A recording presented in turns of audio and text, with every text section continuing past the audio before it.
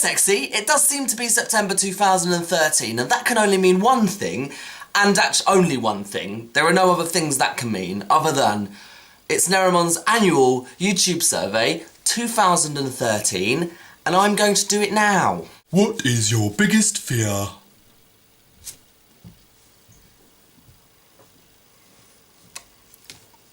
Like Alex said, we've got surface fears and then we've got the big horrible fears that eat us away inside and make us cry at night. My surface fears are probably mushrooms, dogs and sheep. I'm not that scared of either of those things, but they're the things I've said I'm scared of in the past. I am scared of dogs if they're not on a lead and I'm walking past them on the street. I don't like that. They can bite me. Fine in a house, I'm not so scared of them in a house because I'll know the owner if I'm in the person's house. Unless I'm robbing the person, in which case I'm definitely going to be scared of their dog. With sheep, quite a few years ago I worked out that they are trying to kill all humans and they've got horrible beady little eyes and they're not, no, I don't like them. And then mushrooms, I just hate them. I hate mushrooms a lot.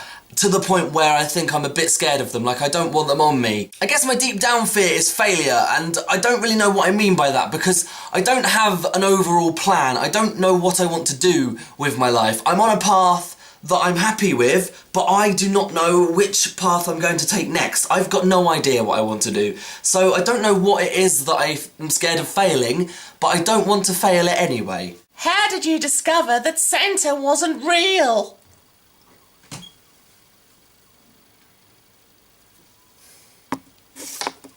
I've realised that I can't remember as much stuff as other human beings can. I can't remember anything pre-10 years old, really. Like, there are bits, but I assume that I gradually just worked it out, and there was never a big revelation of like, oh my god. I think I was working it out since I was like 3, 4, 5. I think I was already like, yeah. Santa? Yeah? Yeah? You really think that's real, Mum? Well. What's the best idea you've ever had? Ideas can come in many forms, can't they? Alex Day said Life Scouts. And that's a good answer, isn't it? Because he came up with a whole business.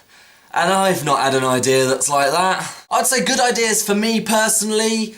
1, moving to London. Not the most unique and original idea, but I did it. And I like it. I guess I'd also say starting YouTube because I really like doing it and I like to go on my channel and look at all the videos I've done and see them all, and overall I'm quite happy with them all.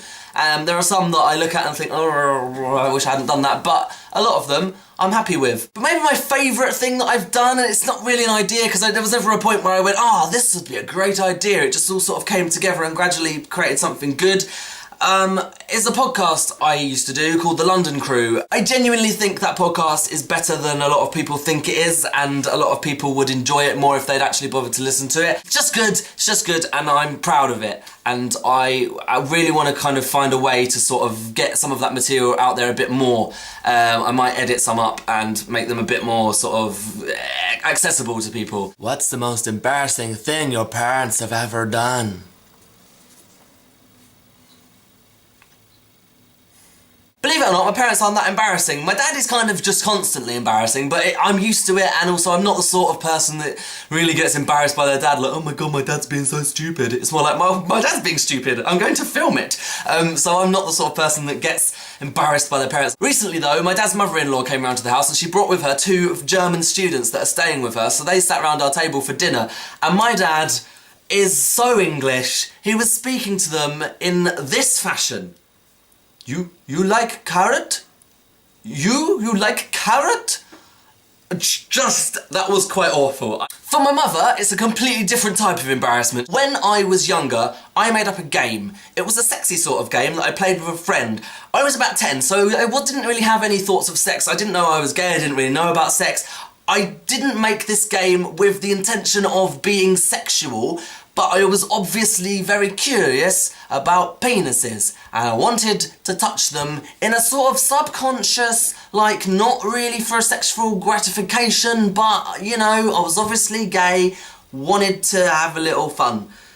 Shoot me. So I kind of played this game a little bit here and there with this friend because, you know, boys will be boys, they're a bit curious, they don't know what's going on, they've got penises, they're like, oh, what should we do with these? It's funny to, you know, funny to mess around with those, isn't it? It's funny when you're boys, funny. It's funny for like 20 to 30 to 40-year-old boys to still, oh, take a picture of my willy and send it to my mate. It's funny we've got penises, it's funny. So I decided to make the game a little bit more official and create a board for it. I can't remember exactly what it was, but I basically drew a circle. There were sections of the circle that had the letters H and G, like HG, and which meant half gay, and then I think there was G, which meant gay. So I knew what gay was. This is when my story started to unravel, because at the start I didn't know what gay was, didn't know I was gay, but I was writing gay. But Anyway, I kept this board by my bed under some books. Hidden, so very hidden. Funnily enough, my great hiding place of under some books wasn't the best, and my mother found it when cleaning my room. This is where the embarrassing part starts. After finding the game, she decided to pick me up from school and take me to McDonald's, especially to confront me about it. What is wrong with her? Now, I said previously I don't remember anything from my childhood. I remember this! I remember thinking, this is different that we're going to McDonald's, and then she brought it up. And I don't remember in what words she brought it up, but she just asked me about it. I think she got it out, and she shut, and I was... Oh my god, can you imagine how mortified you would be? And also, Mother, it was just a fun, sexy game. It wasn't like you found...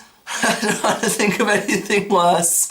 Oh god, I forget that I was 10. I'm thinking that she maybe found it now when I'm 25. I'm allowed to do that now. I can touch as many willies as I want. What are you going to do, Mum? Take me to McDonald's and have a word with me about it? Anyway, yeah, she brought it up. I had to kind of explain it to her the best I could, but it was awful. Then I remember we were walking away from McDonald's and she asked me what HG means. And I had to tell her. And she told me not to play that game. If you could only do one career for the rest of your life, what would it be? It was me. This is a really difficult question and one I don't really know how to answer. I just want to entertain people. That's all I've ever wanted to do. And if I could only do one aspect of it, I suppose it would be writing, like Alex Day said, because that sounds the most sort of interesting. It's the most one you could spread writing across a lot of different things. You could write for radio, you could write for TV, you could write books, magazines, music articles, you could do all sorts of writing. So that was the Nerimon Annual YouTube Survey 2013. Thanks so much for watching. Goodbye and God bless. Hello, you join me in my editing suite, where I've just realised that I forgot to ask the last question. The last question is, who do you want to answer the survey next? You can see why I forgot it, can't you? I want to answer the survey Jamie Warnes. That's about it, to be honest with you, and he probably won't even do it. I guess I'd also say starting YouTube, not that...